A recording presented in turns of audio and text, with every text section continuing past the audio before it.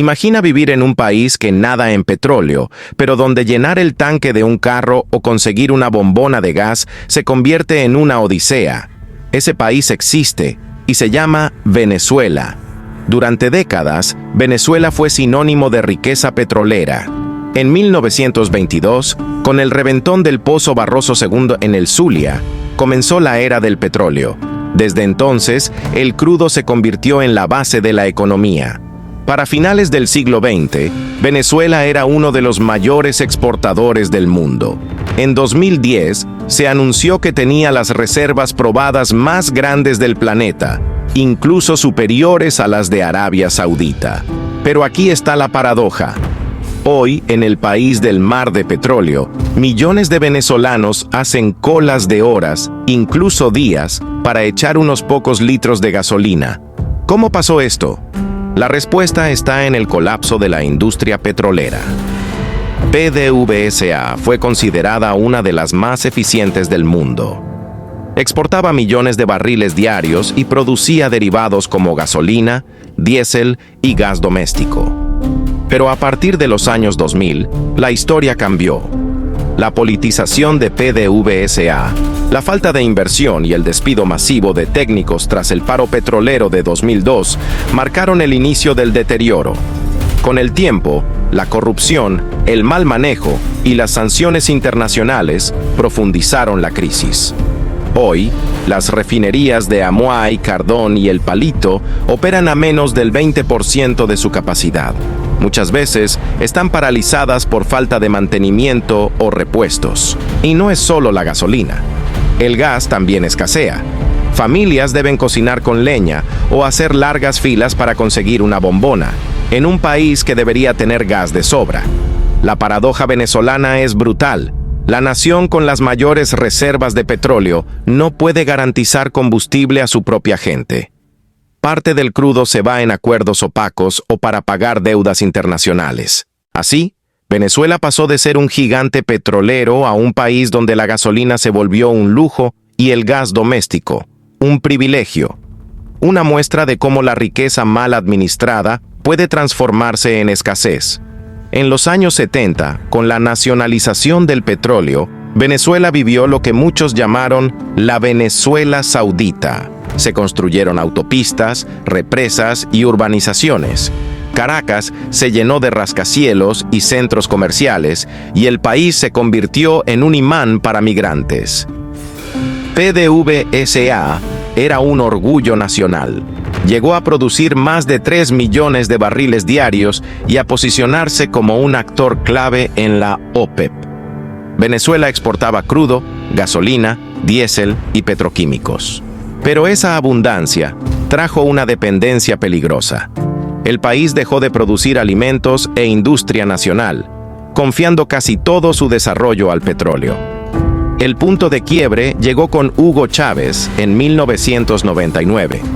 Su promesa de recuperar el petróleo para el pueblo transformó a PDVSA en una herramienta política. Tras el paro de 2002, el gobierno despidió a más de 20.000 técnicos e ingenieros. Esa fuga de talento significó la pérdida de décadas de experiencia. PDVSA dejó de ser productiva y se convirtió en la caja chica del Estado. Gran parte de sus ingresos se destinaban a programas sociales y a regalar petróleo, mientras la infraestructura se descuidaba. Las refinerías comenzaron a deteriorarse. La falta de inversión redujo la capacidad de producción. Lo que antes abastecía al país y permitía exportar, hoy apenas funciona. A esto se sumó la corrupción. Se estima que en la última década se perdieron más de $20.000 millones en fraudes dentro de PDVSA. Luego llegaron las sanciones internacionales, especialmente las de Estados Unidos desde 2017. Pero la escasez comenzó mucho antes. La caída en la producción se arrastraba desde principios de los 2000. Venezuela también cuenta con enormes yacimientos de gas natural. Y sin embargo, millones de familias cocinan con leña porque no consiguen gas doméstico.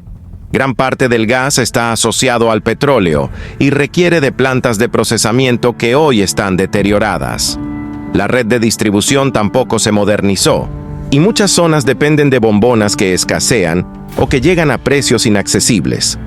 El resultado es dramático. Familias recurriendo a cocinas de leña en pleno siglo XXI, en un país que debería tener gas de sobra.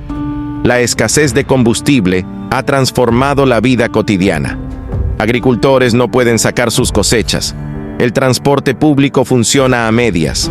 Las ambulancias se paralizan y los ciudadanos pasan noches enteras en colas para llenar medio tanque. Lo que alguna vez fue un símbolo de abundancia, la gasolina casi gratuita, hoy es un lujo que no todos pueden pagar ni conseguir. Durante décadas, llenar el tanque costaba menos que una botella de agua. Ese recuerdo contrasta con la realidad actual. Venezuela depende de cargamentos importados desde países como Irán para mantener un suministro mínimo. La historia del petróleo en Venezuela refleja una ironía dolorosa.